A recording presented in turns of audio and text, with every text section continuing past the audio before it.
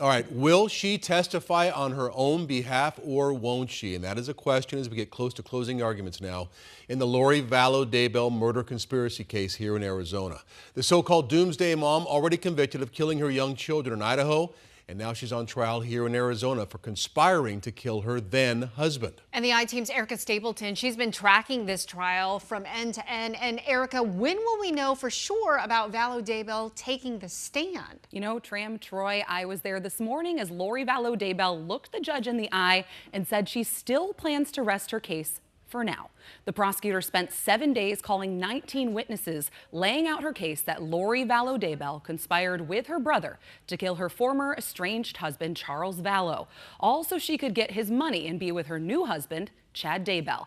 After the state rested its case, the jury left the room and the judge asked Vallow Daybell, who is representing herself, what she intended to do. She ultimately said she'd rest too, meaning she wouldn't present evidence or testify herself. She doesn't have to present a case. That burden of proof is on the state here.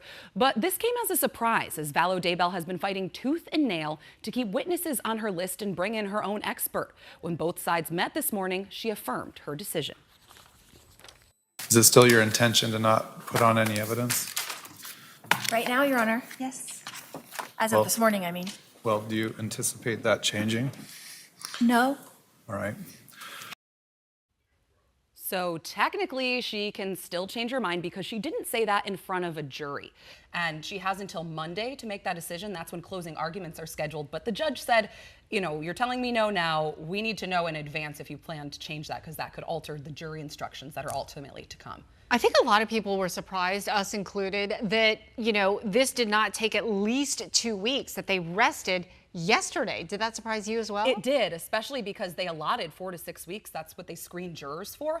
But it's interesting because I think the state needed to be really specific, really narrow. We know, of course, reporting on this case for the past 5+ years, there is this backstory of her being convicted of killing her children in Idaho, of conspiring to kill her current husband's first wife. So we know there's all of that. That's part of this. But the jury in this case does not know that. That was not part of this case. This was really a specific, narrow case about a conspiracy to kill Charles Vallow, her fourth and estranged husband there. So it was surprising, but we knew early this week that they may rest this week.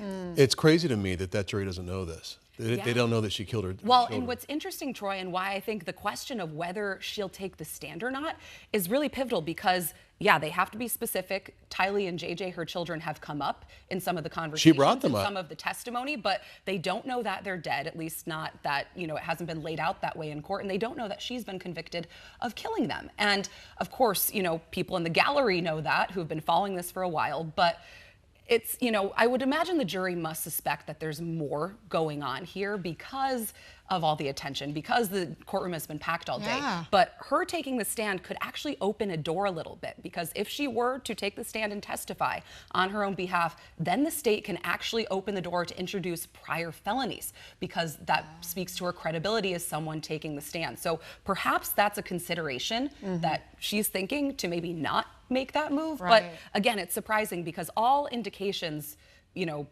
suggested that she would be putting on some sort of case herself, whether that was calling witnesses or taking the stand. So it's really interesting. And, the judge said if we did cross that bridge, the state would be limited in which felonies, the state may be able to introduce, but we just haven't crossed it yet and may never in this case. The fact that they both sides rested yesterday, you would think today would be closing arguments, but that's not scheduled till Monday. Why? No. So this all unfolded, late in the day yesterday. They are on a tight schedule there in the courthouse, but the jury essentially left the room after the state rested. The judge asked, what do you intend to do? She said she wants to rest too.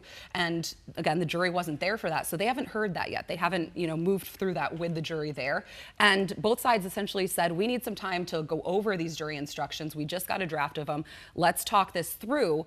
So they said, we'll do that today. Court is dark on Friday and of course the weekends as well. And both sides agreed that Monday would be the best day for those closing arguments. So that's where the delay comes from there. But I think everyone probably wants the weekend to really prepare in this case. Of course, there's a lot at stake. In 15 seconds, can you put out the most damning piece of evidence that would prove her guilt?